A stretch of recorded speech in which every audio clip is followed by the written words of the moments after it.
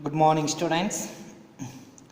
In our previous class, we were discussing the second chapter, residential status calculation. In that, already we had discussed one problem. So, these problems are discussed here based upon the conditions which are prescribed by the Income Tax Act 1961. In order to calculate the residential status of an individual, we have two basic conditions and we have two additional conditions. Based upon that, we are going to calculate what is the residing status of an individual in the previous year. So residential ಚಾಪ್ಟರನ್ನು residential status ಚಾಪ್ಟರ್ನ ನಾವು discussion ಮಾಡ್ತಾ ಇದ್ದೀವಿ. ಆ ಒಂದು ಚಾಪ್ಟರಲ್ಲಿ ಹಿಂದಿನ ಕ್ಲಾಸಲ್ಲಿ ಒಂದು ಪ್ರಾಬ್ಲಮ್ನ ಡಿಸ್ಕಷನ್ ಮಾಡಿದ್ದೀವಿ. ಕ್ಯಾಲ್ಕುಲೇಷನ್ ಆಫ್ ರೆಸಿಡೆನ್ಷಿಯಲ್ ಸ್ಟೇಟಸ್ಗೆ ಸಂಬಂಧಪಟ್ಟ ಹಾಗೆ ಆ ಒಂದು ಪ್ರಾಬ್ಲಮನ್ನು ನಾವು ಕ್ಯಾಲ್ಕುಲೇಷನ್ ಮಾಡುವಾಗ ಸಾಲ್ವ್ ಮಾಡುವಾಗ ನಾವು ಕಂಡೀಷನ್ಗಳನ್ನು ನೋಡ್ತಾ ಹೋಗ್ತೀವಿ. ಕಂಡೀಷನ್ಗಳು ನಿಮಗೆ ಗೊತ್ತಿರುವಂಥದ್ದೇ ಎರಡು ಬೇಸಿಕ್ ಕಂಡೀಷನ್ಸ್ ಇವೆ, ನಂತರ ಎರಡು ಎಡಿಷನಲ್ ಕಂಡೀಷನ್ಗಳು. ಆ ಎರಡು ಕಂಡೀಷನ್ಗಳ ಆಧಾರದ ಮೇಲೆ ಆ ವ್ಯಕ್ತಿಯ ರೆಸಿಡೆನ್ಷಿಯಲ್ ಸ್ಟೇಟಸ್ಸು ಪ್ರೀವಿಯಸ್ ಇಯರ್ದಲ್ಲಿ ಏನಾಗುತ್ತೆ ಎಂಬುದನ್ನು ನಾವು ಡಿಸ್ಕಷನ್ ಮಾಡ್ತಾ ಇದ್ದೀವಿ. So today in this class we are discussing one more problem relating to the calculation of residential status. Let me see this problem in your book. It's a question of 4. Question number 4. Mr. Dayal, a foreign citizen, came to India for the first time on 20th April 2017. He went to Japan on 2/6/2019. While he was in India, he stayed at a hotel in Bangalore till his departure from India. Determine his residential status for the assessment year 2020 and 2021. So ಈ ಪ್ರಾಬ್ಲಮ್ನ ನಾವು ನೋಡಿದಾಗ ಪ್ರಾಬ್ಲಮಲ್ಲಿ mister Dayal ಎನ್ನುವಂತಹ ಒಬ್ಬ foreign ಸಿಟಿಸನು, ಆತ ಭಾರತಕ್ಕೆ first time ಬಂದಿದ್ದಾರೆ. ಯಾವಾಗ ಬಂದಿರುವಂಥದ್ದು 20/4/2017 ಪ್ರಪ್ರಥಮ ಬಾರಿಗೆ ಭಾರತಕ್ಕೆ ಬಂದಿದ್ದಾರೆ, first time.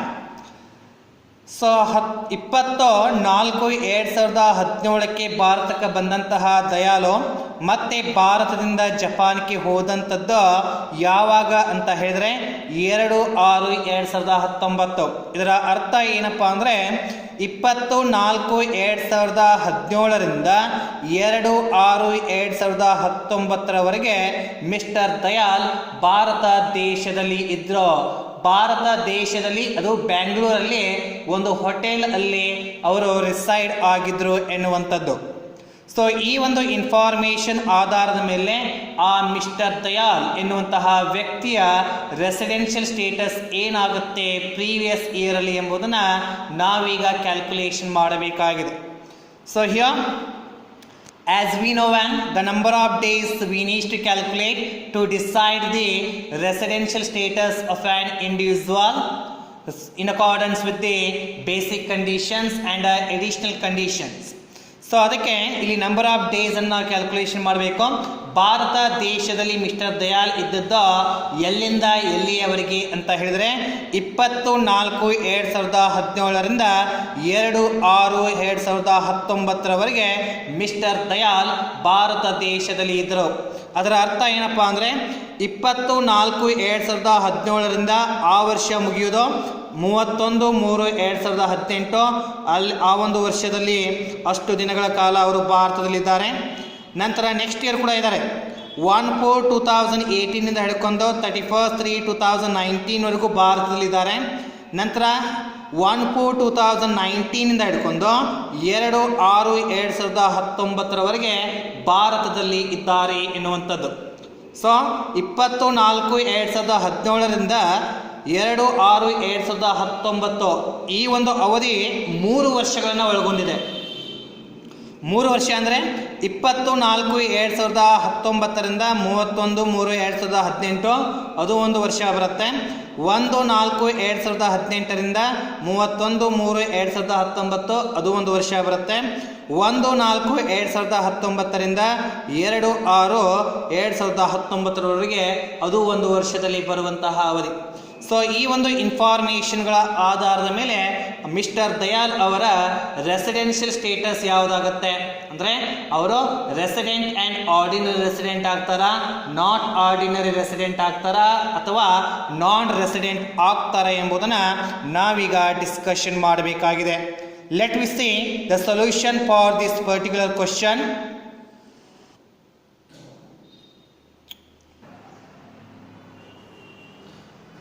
So this is the format to calculate the residential status of an individual.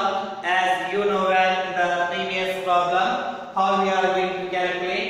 Let me see this particular problem based upon the information. I am going to write the title now. What? Calculation of residential status. Residential status of Mr. Dayal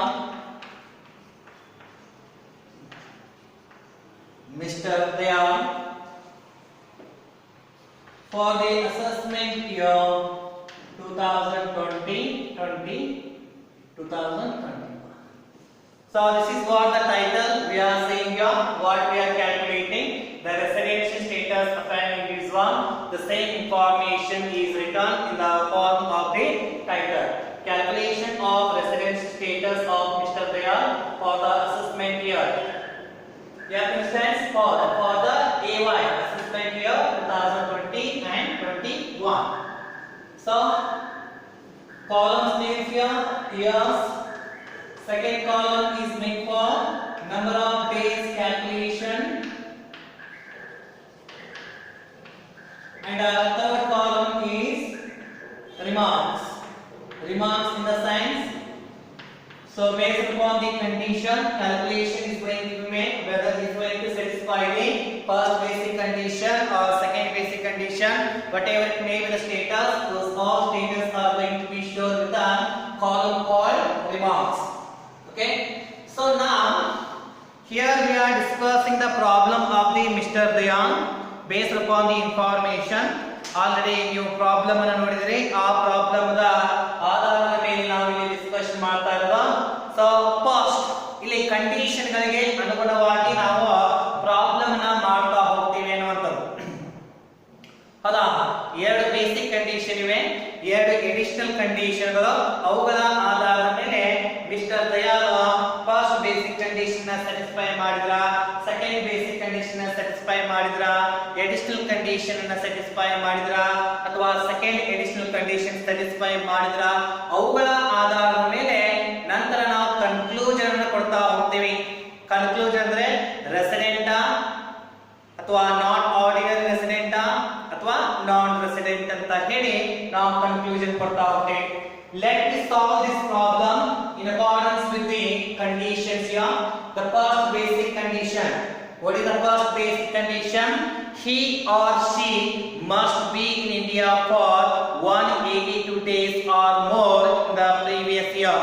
ಮೊದಲನೇ basic condition, ಆ ವ್ಯಕ್ತಿ ಭಾರತ ದೇಶದಲ್ಲಿ ಹಿಂದಿನ ವರ್ಷ previous year ದಲ್ಲಿ 187 ದಿನ ಅಥವಾ ಅದಕ್ಕಿಂತ ಜಾಸ್ತಿ ದಿನಗಳ ಕಾಲ ಭಾರತದಲ್ಲಿ ಇರಬೇಕು ಎಂಬುದು ಮೊದಲ ಬೇಸಿಕ್ ಕಂಡೀಷನ್ ಆಗಿದೆ. ಪ್ರೀವಿಯಸ್ ಇಯರ್ ಇದು ಅಸೆಸ್ಮೆಂಟ್ ಇಯರ್, ಇದರ ಹಿಂದಿನ ವರ್ಷವನ್ನೇ ನಾವು ಪ್ರೀವಿಯಸ್ ಇಯರ್ ಅಂತ ಕರೀತಾ ಇದ್ದೀವಿ. ಅದಕ್ಕೆ ಇಲ್ಲಿ ನಾವು ಬರೀತಾ ಇದ್ದೀನಿ ಪ್ರೀವಿಯಸ್ ಇಯರ್ ಅಂತ ಹೇಳಿ. ಸೊ ಪ್ರೀವಿಯಸ್ ಇಯರ್ ಏನಾಗುತ್ತೆ, preceding to the assessment year, just below the assessment year. assessment year the ಹಿಂದಿನ ವರ್ಷ 2021 ನಮ್ದು ಅಸೆಸ್ಮೆಂಟ್ ಇಯರ್ ಆದ್ರೆ ಅದರ ಹಿಂದಿನ ವರ್ಷ ಯಾವಾಗುತ್ತೆ 2019-20 ಆಗುತ್ತೆ. ಅದಕ್ಕೆ 2000. ಸೊ ಈಗ ನಾನು ಕ್ಲಿಯರ್ ಆಗಿ ಹೇಳ್ತಾ ಹೋಗ್ತೀನಿ. 1/4/2019 to 31/3 ಎಷ್ಟು 2020. ಇದು ಪ್ರೀವಿಯಸ್ ಇಯರ್ ನಮ್ದು. ಈ ಪ್ರೀವಿಯಸ್ ಇಯರ್ ಅಲ್ಲಿ ಫಸ್ಟ್ ಬೇಸಿಕ್ ಕಂಡೀಷನ್ ಏನಂತ ಇದೆ, he or she must be in India for 182 days or more in the relevant previous year. ಹಾಗಾದ್ರೆ 2019 ಮತ್ತೆ 20ರಂದು ಭಾರತ ದೇಶದಲ್ಲಿ ಎಷ್ಟು ದಿನ ಅವರು ಇದ್ದಾರೆ ಎಂಬುದನ್ನ ನೋಡ್ತಾ ಹೋಗಬೇಕು. ಹೌದಾ? ಸೊ ಇಲ್ಲಿ 1/4/2019 ಇಂದ ಹಿಡ್ಕೊಂಡು 31/3/2020 ವರೆಗೂ ಮಾತ್ರ ಕ್ಯಾಲ್ಕುಲೇಷನ್ ಮಾಡಬೇಕು. ಅಂದ್ರೆ ಆತ ಭಾರತ ದೇಶಕ್ಕೆ ಬಂದಿದ್ದ ಯಾವಾಗ, ಇಲ್ಲಿ ಹಾಗೆ ಒಂದು ರಫ್ ವರ್ಕ್ ಅನ್ನು ಹಾಕ್ತಾ ಇದೀನಿ ನೋಡ್ರಿ. ಭಾರತ ದೇಶಕ್ಕೆ ಬಂದಿದ್ದ 20/4/2017ಕ್ಕೆ ಬಂದು ಅಲ್ಲಿಂದ ಹಿಡ್ಕೊಂಡು ಎಲ್ಲಿ ಮಟ್ಟ 2/6/2019 2/6/2019 ಭಾರತ ದೇಶದಲ್ಲಿ ಅಂದ್ರೆ ಬಂದಿದ್ದು 24/2017ಕ್ಕೆ. ನಂತರ ಭಾರತವನ್ನು ಬಿಟ್ಟು ಹೋಗಿದ್ದೇವಾಗ 2/6/2019. ನಮ್ದು ಪ್ರೀವಿಯಸ್ ಏನಿದೆ, ನಾವೀಗ ಜಸ್ಟ್ ಕ್ಯಾಲ್ಕುಲೇಷನ್ ಮಾಡ್ತಾ ಇರೋದು 19 ಮತ್ತು 20ರ ಒಂದು ಅವಧಿ. 19 ಮತ್ತು 20ರ ಅವಧಿ ಅಂತ ಹೇಳಿದ್ರೆ ವಿ ಆರ್ ಡಿಸ್ಕಸಿಂಗ್ ಅಂದ್ರೆ 1/4/2019 ಇಂದ ಹಿಡಿದುಕೊಂಡು 31/3/2020 ವರೆಗೂ ಭಾರತದಲ್ಲಿ ಎಷ್ಟಿದ್ರು ಅಂತ ಹೇಳಿ ನಾವು ಕ್ಯಾಲ್ಕುಲೇಷನ್ ಮಾಡ್ತಾ ಇದ್ದೀವಿ. ಇಲ್ಲಿ ನೋಡಿ 2/6/2019 ಮಟ್ಟ ಇದ್ದಾರೆ. ಅರ್ಥ ಏನಾದ್ರೆ 2/6/2019 ಭಾರತದಲ್ಲಿ ಇದ್ದಾರೆ ಅಂತ ಹೇಳಿದ್ರೆ ನಾ ಹೇಳ್ತಾ ಇದ್ದೀನಿ 1/4/2019 ಈ ವರ್ಷದಲ್ಲಿ ಬರುವಂತಹ ದಿನಗಳು. ಯಾಕಂದ್ರೆ ಪ್ರೀವಿಯಸ್ ಇಯರ್ 1/4/2019 ಇಂದ 31/3/2020 ಈ ಒಂದು ಹಿಂದಿನ ವರ್ಷದಲ್ಲಿ ಭಾರತದಲ್ಲಿ ಮಿಸ್ಟರ್ ದಯಾನಂದ ಎಲ್ಲಿವರೆಗೆ 1/4/2019 ಇಂದ ಹಿಡ್ಕೊಂಡು ಇದ್ದಿದ್ದೆಲ್ಲಿ ಮಟ್ಟ 2ನೇ ತಾರೀಕು 6ನೇ ತಿಂಗಳು 2019 ಇದ್ದಾರೆ.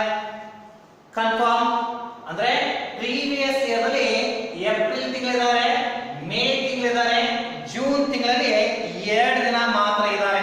ಇದು ಪ್ರೀವಿಯಸ್ ಇಯರ್ ಅಲ್ಲಿ ಮಿಸ್ಟರ್ ದಯಾಲ್ ಭಾರತದಲ್ಲಿ ಇರುವಂತಹ ಅವಧಿ. ಹೌದಾ? So in the previous year mister Dayal is in India only in the month of April, May, but in the month of June, yes, June he is in India, but only for 2 days, June 1st and June 2nd. June 2nd he went to Japan. ಹೌದಾ? June 2ನೇ ತಾರೀಕು ಜಪಾನಿಗೆ ಹೋಗಿದ್ದಾರೆ. ನಾವು calculation ಮಾಡುವಾಗ ಭಾರತ ದೇಶಕ್ಕೆ ಬಂದಂತಹ ದಿನವನ್ನ ಭಾರತ ದೇಶದಿಂದ ಹೋದಂತಹ ದಿನವನ್ನು ಕೂಡ ಕೌಂಟ್ ಮಾಡಬೇಕು.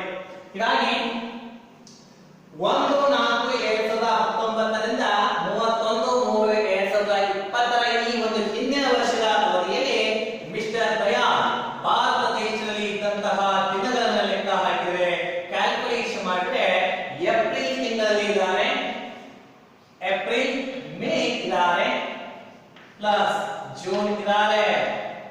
ಹೌದಾ? ಏಪ್ರಿಲ್ ಎಷ್ಟಿರುತ್ತೆ? 30. ಮುಷ್ಟಿ ಮೆಥಡ್ ಅಂತ ಹೇಳಿದೆ ನಿಮಗೆ, ರೈಟ್? ಮುಷ್ಟಿ ಮೆಥಡ್, ಈ ಮೆಥಡ್ ಅನ್ನು ಅಪ್ಲೈ ಮಾಡಿ ಎಷ್ಟು ದಿನ ಇರುತ್ತೆ ಎಂಬುದನ್ನು ಕ್ಯಾಲ್ಕುಲೇಷನ್ ಮಾಡಬೇಕು. ಜನವರಿ, ಫೆಬ್ರವರಿ, ಮಾರ್ಚ್, ಏಪ್ರಿಲ್ ಕೆಳಗಡೆ ಬರುತ್ತೆ ನೋಡಿ. ಏಪ್ರಿಲ್ ಅಂದ್ರೆ 30 ದಿನ ಮಾತ್ರ ಇರುತ್ತೆ.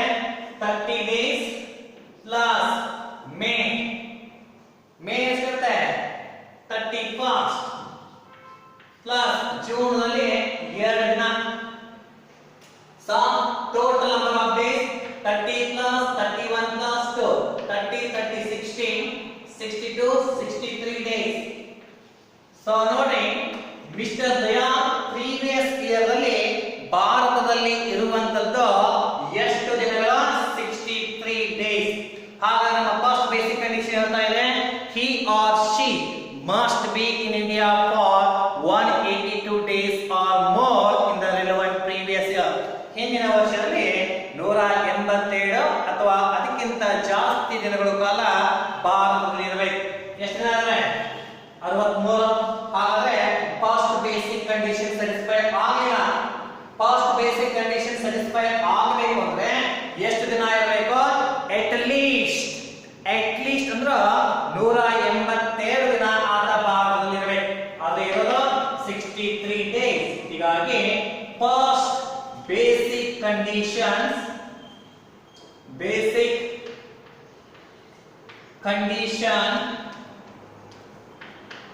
is not satisfied. ನೋಡಿ ಫಸ್ಟ್ ಬೇಸಿಕ್ ಕಂಡೀಷನ್ ಸ್ಯಾಟಿಸ್ಫೈ ಆಗಲಿಲ್ಲ ಅಂತ ನಾವು ಬರೆದಿವಿ. ಸೊ ಇದು ಫಸ್ಟ್ ಬೇಸಿಕ್ ಕಂಡೀಷನ್ ಆಯ್ತು. ಫಸ್ಟ್ ಬೇಸಿಕ್ ಕಂಡೀಷನ್ ಅನ್ನು ಸ್ಯಾಟಿಸ್ಫೈ ಮಾಡದೇ ಇದ್ದಾಗ ನಾವು ಸೆಕೆಂಡ್ ಬೇಸಿಕ್ ಕಂಡೀಷನ್ ಅನ್ನು ಚೆಕ್ ಮಾಡಬೇಕಾಗುತ್ತೆ. ಸೆಕೆಂಡ್ ಬೇಸಿಕ್ ಕಂಡೀಷನ್ ಏನು ಹೇಳ್ತಾ ಇದೆ ಇಲ್ಲಿ? He or she must be in India for 60 days in the relevant previous year and 365 days in the 4 preceding the previous year. ಅಂದ್ರೆ ಹಿಂದಿನ ವರ್ಷದಲ್ಲಿ 60 ದಿನ ಇರಬೇಕು. ಮತ್ತೆ ಅದೇ ಸೆಕೆಂಡ್ ಬೇಸಿಕ್ ಕಂಡೀಷನ್ ಅಲ್ಲಿ ಇನ್ನೂ ಕಂಟಿನ್ಯೂಯೇಷನ್ ಭಾಗ ಇದೆ. ಪ್ರೀವಿಯಸ್ ಇಯರ್ ನಲ್ಲಿ 60 ದಿನ ಮತ್ತೆ ಪ್ರೀವಿಯಸ್ ಇಯರ್ ನ ಬಿಟ್ಟು ಅದರ ಹಿಂದಗಡೆ ಬರುವಂತ 4 ವರ್ಷಗಳಲ್ಲಿ 365 ದಿನ ಆತ ಭಾರತದಲ್ಲಿ ಇರಬೇಕು ಅಂತ ಹೇಳಿ ಸೆಕೆಂಡ್ ಬೇಸಿಕ್ ಕಂಡೀಷನ್ ಹೇಳ್ತಾ ಇದೆ. He must be in India 60 days in the relevant previous year and 365 days in the 4 preceding the previous year. 4 years preceding the previous. 365 days out of 4 preceding the previous year. So ಹಾಗಾದ್ರೆ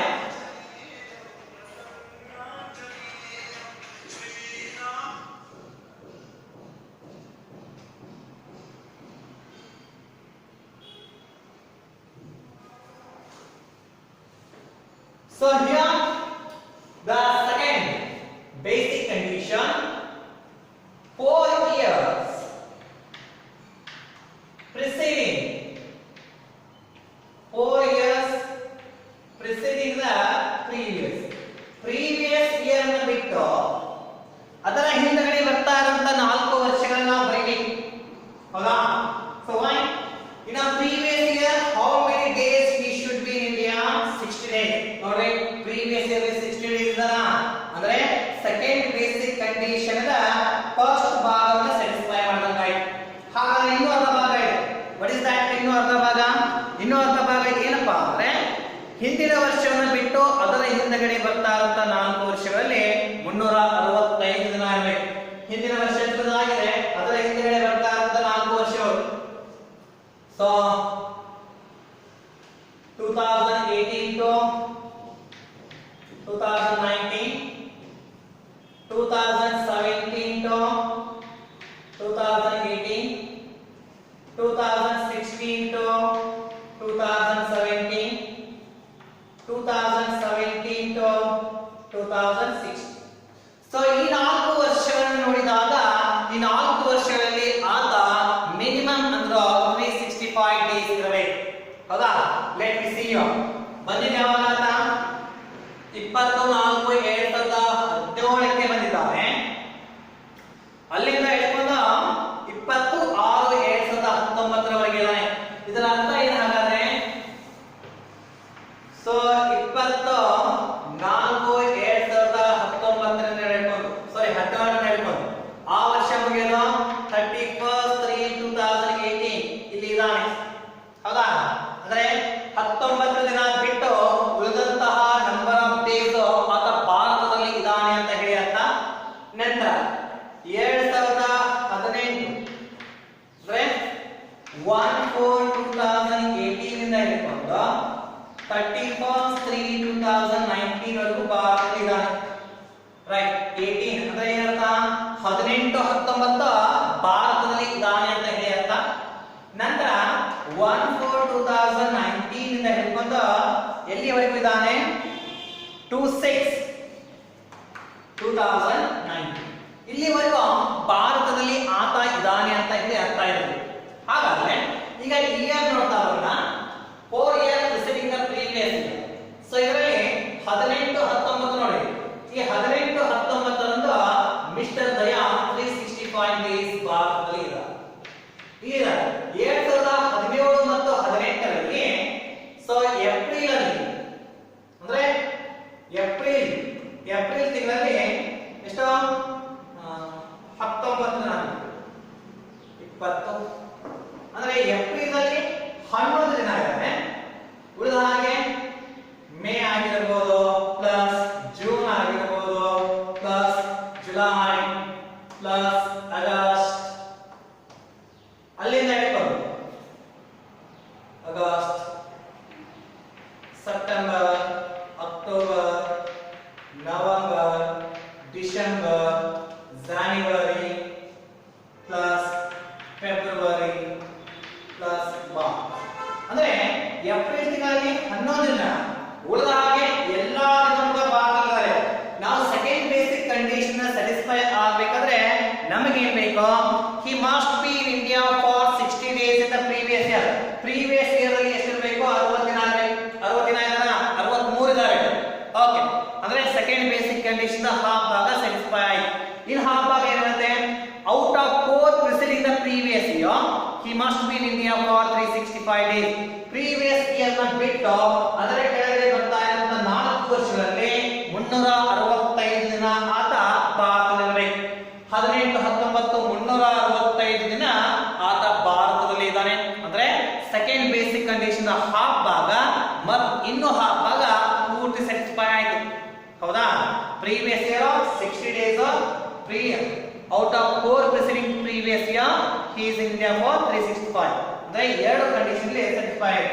second basic condition, second basic condition is satisfied. ಹೌದಾ? Second basic condition satisfy ಆಗಿದೆ ನೋಡಿ. ಯಾಕಂದ್ರೆ second basic condition ಅಲ್ಲಿ ಮೊದಲ half ಭಾಗ 60 ದಿನ ಹಿಂದಿನ ವರ್ಷ ಇದ್ದಾರೆ, ಇನ್ನು ಹಾಫ್ ಭಾಗ ಏನಿದೆ 365 days out of 4 preceding the previous year, ಅದು ಕೂಡ ಸ್ಯಾಟಿಸ್ಫೈ ಮಾಡಿ. ಸೊ ಇದು 4 years preceding the previous, ಅಂದ್ರೆ ಸೆಕೆಂಡ್ ಬೇಸಿಕ್ ಕಂಡೀಷನ್ ಗೆ ಸ್ಯಾಟಿಸ್ಫೈ. ನಂತರ ಫಸ್ಟ್ ಎಡಿಷನಲ್ ಕಂಡೀಷನ್ ಗೆ ಬರೋಣ. ಏನಿರುತ್ತೆ first additional condition? he must be in India at least 2 years out of the 10 preceding the previous year. ಅಂದ್ರೆ ಹಿಂದಿನ ವರ್ಷವನ್ನ ಬಿಟ್ಟು ಅದರ ಹಿಂದಗಡೆ ಬರ್ತಾ ಇರುವಂತಹ 10 ವರ್ಷಗಳಲ್ಲಿ ಆತ ಕಂಟಿನ್ಯೂಸ್ ಆಗಿ 7 ವರ್ಷಗಳ ಕಾಲ ಭಾರತದಲ್ಲಿ ಇರಬೇಕು. ಹೌದಾ? 7 ವರ್ಷಗಳ ಕಾಲ ಆತ ಭಾರತದಲ್ಲಿ ಇರಬೇಕು ಅಂತ ಹೇಳಿ ಕಂಡೀಷನ್ ಇಲ್ಲಿ ಇದೆ. ಓಕೆ,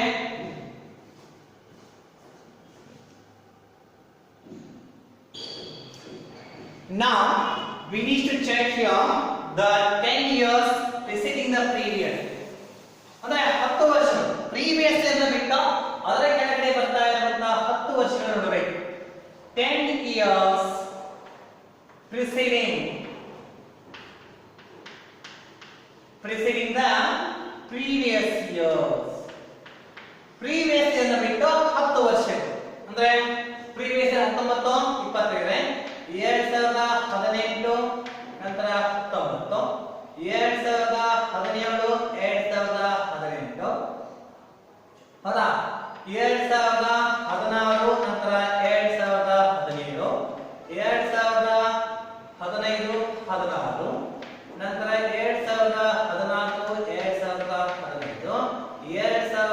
2014, 2015, 2013, 2012, 2011 ಆಗುತ್ತೆ. ಸಾರಿ, ಅದು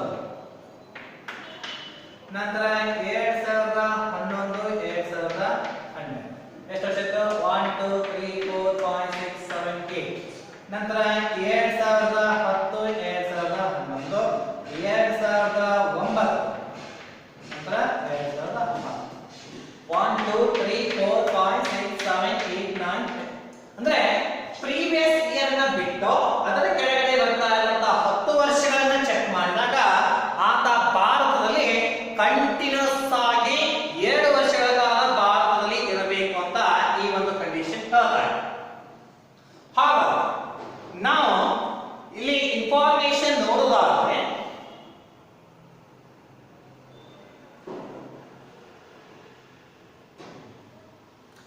ಸೊ ಆತ ಬಂದಿದ್ದೇವಾಗ ಗೊತ್ತಿರೋ ಹಾಗೆ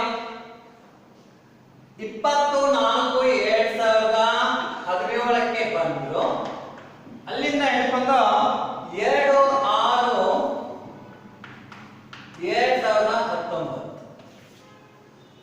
24/4/2017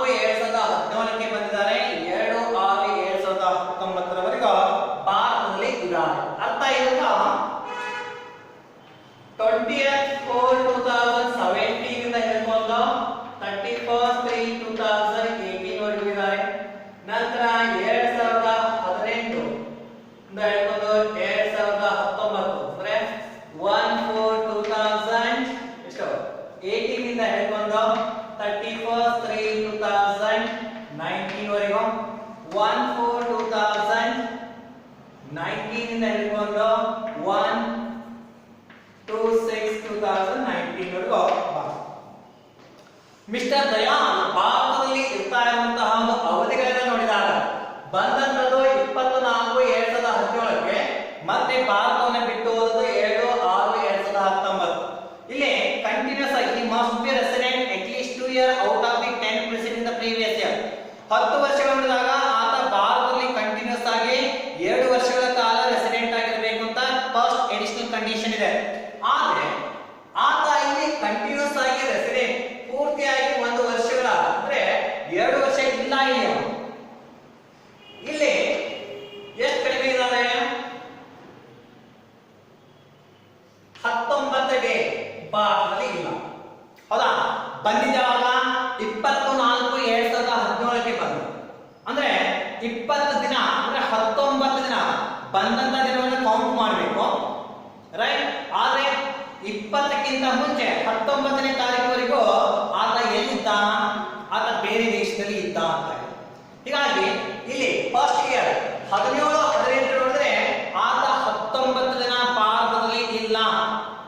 ಓಕೆ, 18-19 ಅಂದ್ರೆ ಪೂರ್ತಿಯಾಗಿ 1 ವರ್ಷದಲ್ಲಿ ಇದ್ದಾರೆ, 365 ದಿನಗಳ ಕಾಲ ಇದ್ದಾರೆ. ಮತ್ತೆ 3ನೇ ವರ್ಷವನ್ನು ನೋಡಿದಾಗ 3ನೇ ವರ್ಷದಲ್ಲಿ ಕೂಡ ಇಲ್ಲ. ಇಲ್ಲಿ ಎಷ್ಟು ದಿನ ಕೇವಲ ಇದ್ದಾರೆ? 63 ಡೇಸ್ ಮಾತ್ರ ಇದ್ದಾರೆ. ಹೀಗಾಗಿ out of 10 preceding previous year he is not resident for at least 2 years in the additional condition.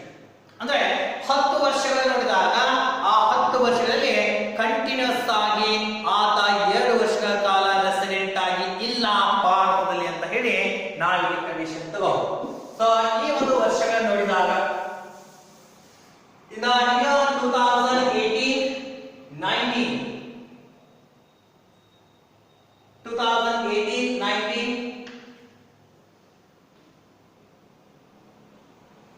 365 days ಇದ್ದಾರೆ.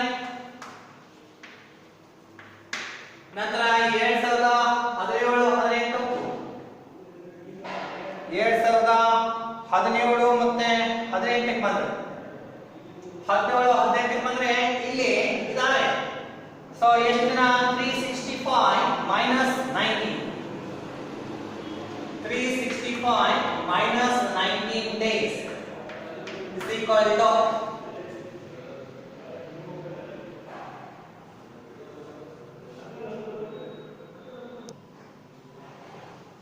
ಸೊ 2017-18ರಲ್ಲಿ 346 ಡೇಸ್ ಇದ್ದಾರೆ. ನಂತರ ಇದಕ್ಕಿಂತ ಮುಂಚೆ ಹೌದಾ 2016-17 ಇಲ್ಲವೇ ಇಲ್ಲ? 2017 ಮತ್ತೆ 18ರಲ್ಲಿ 346 ಡೇಗಳು.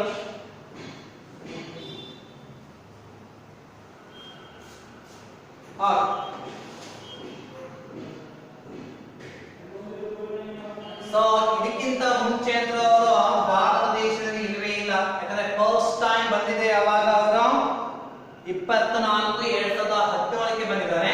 ಅದಕ್ಕಿಂತ ಹಿಂದೆ he was in foreign, ಬೇರೆ ದೇಶದಲ್ಲಿ ಇದ್ರು ಅನ್ನೋದು. ಹೀಗಾಗಿ ಸೊ ಅಟ್ ಲೀಸ್ಟ್ 10 ವರ್ಷಗಳನ್ನ ಪ್ರೀವಿಯಸ್ ಇಯರ್ ಬಿಟ್ಟು 10 ವರ್ಷಗಳಲ್ಲಿ ನೋಡಿದಾಗ ಆ 10 ವರ್ಷಗಳಲ್ಲಿ ಕಂಟಿನ್ಯೂಸ್ ಆಗಿ 2 ವರ್ಷ ಭಾರತದಲ್ಲಿ ಇರಬೇಕು. ಆದ್ರೆ ಈ ಒಂದು ನಾವು ಕ್ಯಾಲ್ಕುಲೇಷನ್ ಮಾಡಿದಾಗ ಅವರು 1 ವರ್ಷ ಮಾತ್ರ ರೆಸಿಡೆಂಟ್ ಆಗಿದ್ದಾರೆ, ಇನ್ನೊಂದು ವರ್ಷದಲ್ಲಿ ಕೇವಲ 346 ಡೇಸ್ ಇದ್ದಾರೆ. ಹೀಗಾಗಿ ಫಸ್ಟ್ ಎಡಿಷನಲ್ ಕಂಡೀಷನ್ ಅನ್ನ ಇವರು ಸ್ಯಾಟಿಸ್ಫೈ ಮಾಡಲಿಲ್ಲ. First additional condition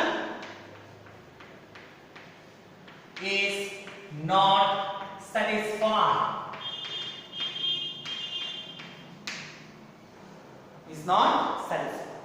So first additional condition ಆದ್ಮೇಲೆ ಇನ್ನೊಂದು ಕಂಡೀಷನ್ ನಾವು ಚೆಕ್ ಮಾಡಬೇಕು. So second additional condition, what is that one?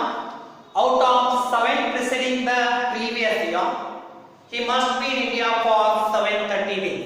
ಅಂದ್ರೆ ಹಿಂದಿನ ವರ್ಷವನ್ನ ಬಿಟ್ಟು ಅದರ ಕೆಳಗಡೆ ಬರ್ತಾ ಇರುವಂತಹ 7 ವರ್ಷಗಳನ್ನ ಲೆಕ್ಕ ಮಾಡಿದಾಗ ಅದರಲ್ಲಿ ಅವರು 730 ಡೇಸ್ ಆದರೂ ಭಾರತದಲ್ಲಿ ಇರಬೇಕು ಅಂತ ಹೇಳ್ತಾರೆ. So 7 years preceding the previous years.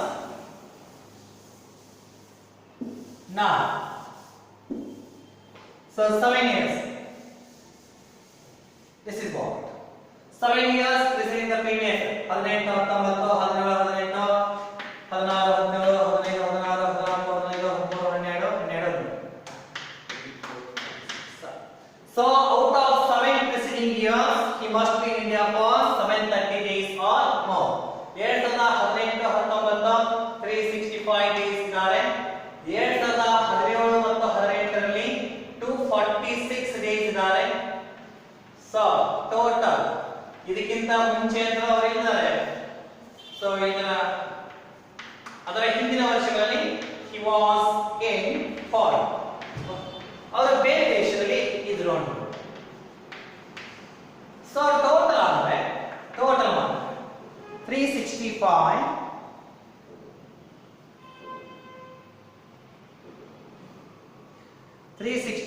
plus 246.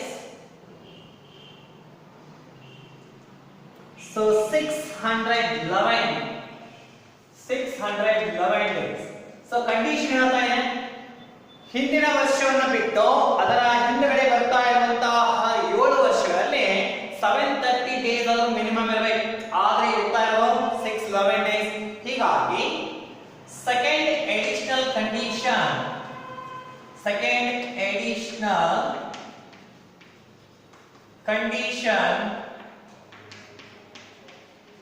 is not satisfied. Second additional condition ಕೂಡ ಸ್ಯಾಟಿಸ್ಫೈ ಈ ರೀತಿಯಾಗಿ ಪ್ರತಿಯೊಂದು ಕಂಡೀಷನ್ ಗಳನ್ನು ನಾವು ಚೆಕ್ ಮಾಡ್ತಾ ಹೋಗ್ತೀವಿ. ಫಸ್ಟ್ ಬೇಸಿಕ್ ಕಂಡೀಷನ್ ಏನಾಯ್ತು, ಸೆಕೆಂಡ್ ಬೇಸಿಕ್ ಕಂಡೀಷನ್ ಏನಾಯ್ತು, ಫಸ್ಟ್ ಎಡಿಷನಲ್ ಕಂಡೀಷನ್ ಏನಿದೆ, ಸೆಕೆಂಡ್ ಎಡಿಷನಲ್ ಕಂಡೀಷನ್ ಇದೆ. ಸೊ ಇವುಗಳ ಆಧಾರದ ಮೇಲೆ ನಾವು ಕನ್ಕ್ಲೂಷನ್ ಅನ್ನು ಕೊಡಬೇಕು. What is this one? If you see the status of Mr. Dayal, he is satisfying second basic conditions and none of the additional conditions. Mr. Dayal second basic condition satisfy ಮಾಡಿದ್ರು, ಮತ್ತೆ ಉಳಿದ ಹಾಗೆ ಯಾವುದೇ condition satisfy ಮಾಡಿಲ್ಲ. So ಒಂದು ವೇಳೆ ಯಾವುದೇ individual ಒಂದು ಬೇಸಿಕ್ ಕಂಡೀಷನ್ ಸ್ಯಾಟಿಸ್ಫೈ ಮಾಡಿ ಯಾವುದೇ ಎಡಿಷನಲ್ ಕಂಡೀಷನ್ ಗಳನ್ನ ಸ್ಯಾಟಿಸ್ಫೈ ಮಾಡದೇ ಇದ್ದಾಗ ಆತನ ಸ್ಟೇಟಸ್ ಏನಾಗುತ್ತೆ, ನಾಟ್ ಆರ್ಡಿನರಿ ರೆಸಿಡೆಂಟ್. ಎರಡು ಬೇಸಿಕ್ ಕಂಡೀಷನ್ ಸ್ಯಾಟಿಸ್ಫೈ ಮಾಡಿ ಒಂದು ಎಡಿಷನಲ್ ಕಂಡೀಷನ್ ಸ್ಯಾಟಿಸ್ಫೈ ಮಾಡಿದ್ರು, ನಾಟ್ ಆರ್ಡಿನರಿನೇ. ಒಂದು ಬೇಸಿಕ್ ಎಡಿಷನಲ್ ಕಂಡೀಷನ್ ಸ್ಯಾಟಿಸ್ಫೈ ಮಾಡಿ ಎರಡು ಎಡಿಷನಲ್ ಕಂಡೀಷನ್ ಅನ್ನ ಸ್ಯಾಟಿಸ್ಫೈ ಮಾಡದೇ ಇದ್ರೆ ನಾಟ್ ಆರ್ಡಿನರಿನೇ. ಒಂದು ಬೇಸಿಕ್ ಕಂಡೀಷನ್ ಸ್ಯಾಟಿಸ್ಫೈ ಮಾಡಿ ಎರಡು ಎಡಿಷನಲ್ ಕಂಡೀಷನ್ ಸ್ಯಾಟಿಸ್ಫೈ ಮಾಡಿದ್ರೆ ರೆಸಿಡೆಂಟ್ ಅಂಡ್ ಆರ್ಡಿನರಿ ರೆಸಿಡೆಂಟ್ ಆಗುತ್ತೆ. Okay, so now mister Dayal satisfy second basic condition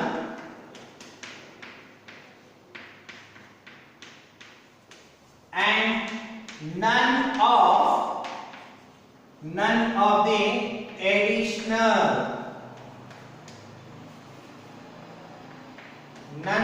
the additional conditions.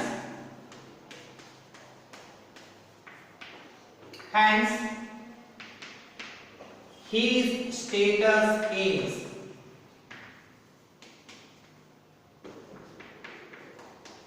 not ordinary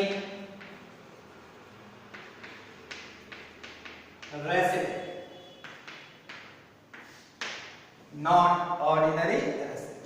This is how the students' problem is to be solved. Here are clear pictures of number of days staying in India must be clear. Then only it is possible to do this problem along with the conditions. You must be thorough with the condition. Then only it is possible to solve the problems of residential status. And we will discuss one more problem in the next class. Thank you.